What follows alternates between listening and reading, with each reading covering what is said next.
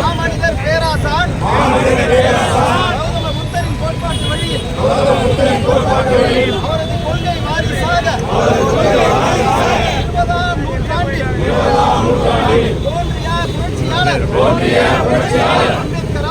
அம்பேத்கர் அவர்கள் இம்மண்ணில் சமத்துவத்தை வென்றெடுப்பதற்காக தன் வாழ்நாளை முழுமையாக ஒப்படைத்துக் கொண்டார். அவர் தனது பேரறிவு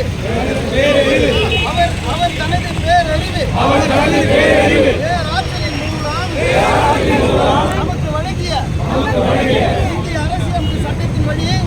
அரசியல் சட்டத்தின் வழி அதனை நிலைநாட்டுவதற்கு உரிய அடித்தளத்தை அமைத்தார்.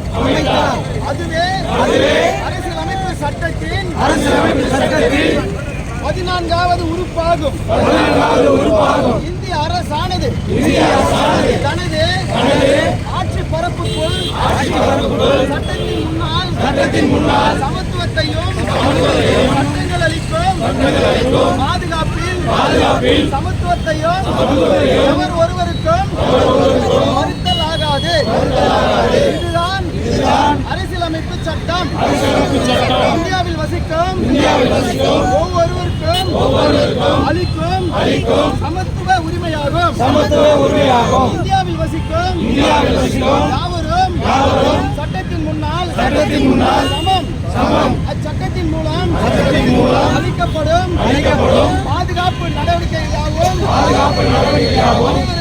அனைவருக்கும் சமத்துவமான முறையில் அமைய வேண்டும்.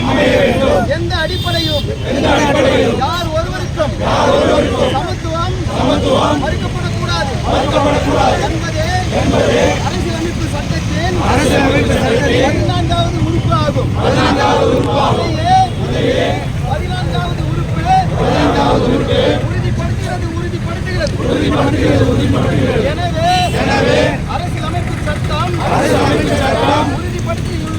உறுதிப்படுத்தியுள்ள சமத்துவ உரிமையை பாதுகாத்திடவும் அதன் மூலம் சமூகம் பொருளாதாரம் மற்றும் கலாச்சாரம் உள்ளிட்ட அனைத்து தளங்களிலும் அனைவருக்குமான சமத்துவத்தை வென்றெடுக்கவும் ஏப்ரல் 14 இன்று புரட்சியாளர் அம்பேத்கர் பிறந்த நாளான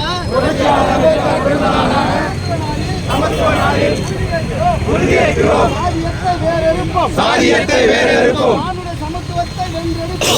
சமத்துவத்தை வென்றெடுப்போம்.